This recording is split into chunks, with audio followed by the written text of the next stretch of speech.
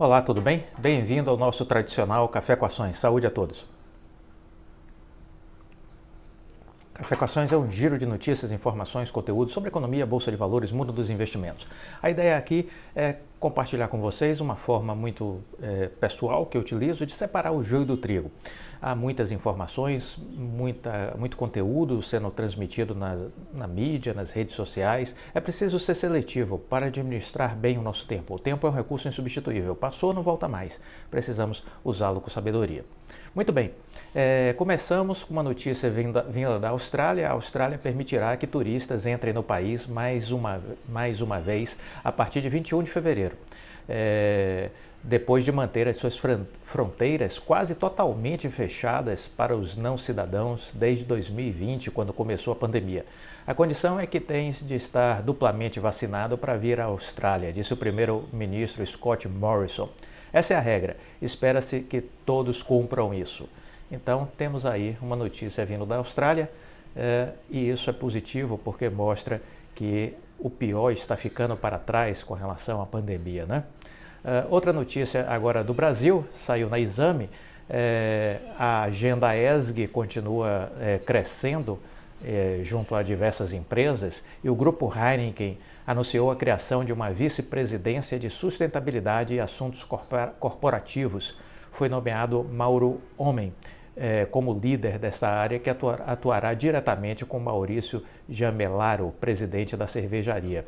Essa foi uma decisão da alta liderança da empresa, especialmente do presidente, que vê necessidade de se posicionar mais, trabalhar o tema nas marcas e ter um acompanhamento do comitê de direção.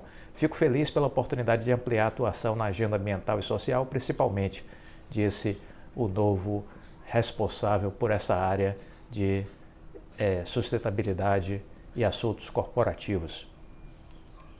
Muito bem. O que mais podemos destacar aqui no dia de hoje? Saiu uma notícia também nesses últimos dias, num canal de notícias, o Bastidor. CAD parece ter encontrado caminho para aprovar compra da Oi. Notícia desse site, o Bastidor. A Anatel nem bem aprovou a venda da Oi para Claro TIM Vivo. A decisão já está sendo questionada. O argumento usado aponta irregularidade na condução da votação na agência, que não foi tocado pelo superintendente mais antigo da autarquia, como prevê a regra interna do órgão. A votação da proposta do dia 31 foi cercada de mistérios, com convocação às pressas, pedido de vista inesperado, mas nada disso muda a posição do CAD, segundo os conselheiros ouvidos. O órgão julga, o órgão deverá apreciar isso em breve. Um deles disse que essa certeza existe no conselho do órgão porque a decisão da Anatel mas nada disso muda a posição do CAD, segundo conselheiros ouvidos pelo Bastidor. O órgão julga o caso agora no dia 9. Um deles disse que essa certeza existe no conselho do órgão porque a decisão da Anatel foi muito focada e regulatória. O elogio é reforçado pela reunião entre o relator do processo no CAD, Luiz Braido, e conselheiros da Anatel nesta semana que passou. Dessas conversas saíram bases para possíveis remédios que, entre outras medidas, conseguiram amarrar uma maioria a favor da aprovação da operação. Um deles seria, segundo um conselheiro do CAD, a venda de parte das estações rádio base da Oi, que serão adquiridas pelas 3 maiores operadoras de telefonia do país. Outra medida estrutural cogitada é o aluguel para companhias pequenas e médias de parcela do espectro comprado pela Vivo e TIM. Além disso, afirmou outro conselheiro, será necessário reforçar remédios comportamentais sugeridos pela Superintendência Geral do órgão e incorporar alguma das exigências da Anatel, como proibir as companhias de impedir a portabilidade automática dos clientes. Bom, então notícias aí também vindas dos bastidores do site O Bastidor, falando sobre o julgamento do CAD, que está marcado agora para o dia 9. Né? Nesses últimos dias também tivemos aí notícias relacionadas ao Ministério Público Federal, cujo representante recomendou a reprovação de compra da Oi por Claro TIM Vivo. Lembremos que esse tipo de comportamento do Ministério Público já aconteceu em outros momentos. Teve o caso, por exemplo, da venda da Embraer para a Boeing. O Ministério Público Federal se posicionou de forma contrária. E o que o CAD fez?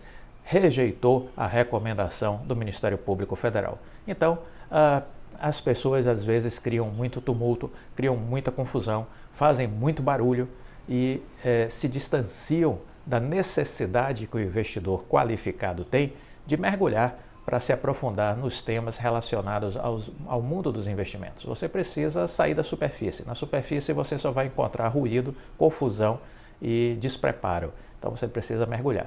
O Ministério Público recomendou ao Conselho Administrativo de Defesa Econômica que reprove a compra da Oi pela TIM, Vivo e Claro.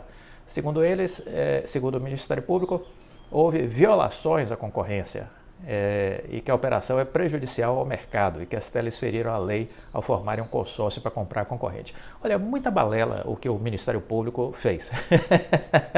Com todo respeito ao Ministério Público, o Ministério Público precisa aí a gente precisa cobrar ao Congresso Nacional. É preciso revisar o Ministério Público Federal. O Ministério Público precisa se concentrar no combate à corrupção. Isso já é trabalho demais. Isso é um câncer. O Brasil tem uma metástase. O câncer está impregnado em todo o país com relação à corrupção. Então, o Ministério Público é vocacionado para o trabalho investigativo e precisa focar nisso. Quando o Ministério Público se põe a querer falar sobre questões empresariais, geralmente, quase sempre, erra. Porque falta gente competente com este olhar.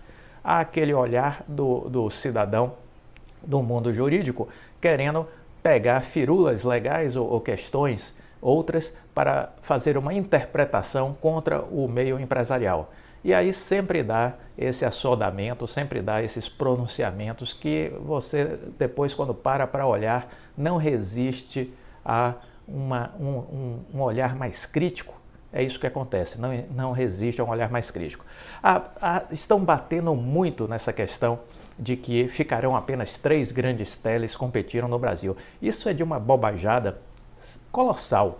A pessoa que fica defendendo isso é de uma ignorância atroz. O G20, o grupo dos 20 países mais ricos do mundo, 17 possuem apenas 3 grandes empresas disputando o mercado de telecom. Os Estados Unidos é assim, o Japão, o Canadá. Então, ora, tá errado isso? Vamos abrir as mentes para o vento entrar, né? Isso não se fundamenta, isso não resiste a um olhar mais crítico, né?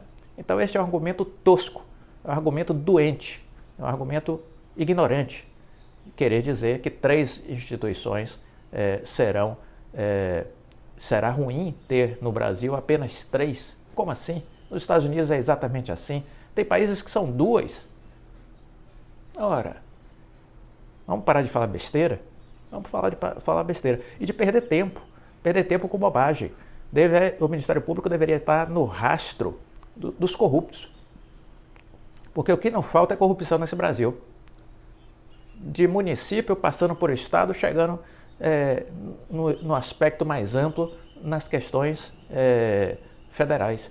Então, a gente precisa ter o Ministério Público olhando essas coisas e deixar de querer parecer que entende sobre o universo empresarial, porque não entende, demonstra isso nas suas argumentações. Falta conhecimento e não é competência, não deveria ser competência do Ministério Público perder o seu tempo com isso, gastar sua energia com isso. Então, essa é a minha opinião. Né? Respeito quem pensa o contrário, mas não vou mudar a minha opinião. É isso que eu penso. E é preciso cobrar do Congresso Nacional uma redefinição do papel do Ministério Público. Óbvio que aí os políticos tentam nessa redefinição, vão querer tentar nessa redefinição, tirar poderes do Ministério Público para se beneficiar do ponto de vista do combate à corrupção. É preciso estar atento a isso. Agora, nessas questões empresariais, isso precisava ser cortado do Ministério Público. Não vejo o menor sentido o MP querer se pronunciar sobre essas questões. Não tem competência formacional para isso. É o meu entendimento ao longo desses anos, vendo às vezes quando o Ministério Público se posiciona nas questões empresariais, quase sempre é bola fora.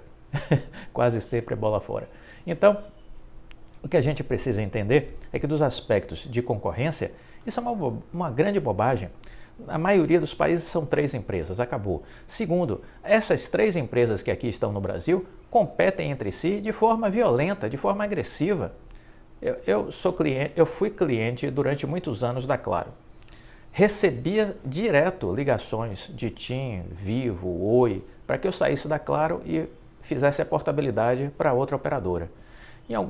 Há cerca de 2 anos atrás eu decidi sair da Claro, depois de 10 anos mais ou menos, saí da Claro e resolvi ir para a TIM. A TIM me convenceu, me ofereceu melhores condições e à época a Claro não quis negociar. Pronto, fui para a TIM. Quando eu fui para a TIM, aí a Claro veio correndo atrás de mim para que eu saísse da TIM e voltasse para a Claro. Cobriram a oferta da TIM. Aí eu estava para voltar para a Claro. Aí a TIM quis saber qual era a proposta que a Claro me fazia e cobriu a proposta da Claro. E eu permaneci na TIM. Mas continuo recebendo ligações da Claro para fazer a mudança. Como agora estou naquele programa de fidelidade, pelo período que eu renovei, então eu tenho que esperar terminar o período de fidelidade. Então, essas são as questões que a gente precisa entender, são essas as questões que a gente precisa se preocupar. Gostou do vídeo? Deixa o like, compartilhe com os amigos. Fique com Deus e até a próxima.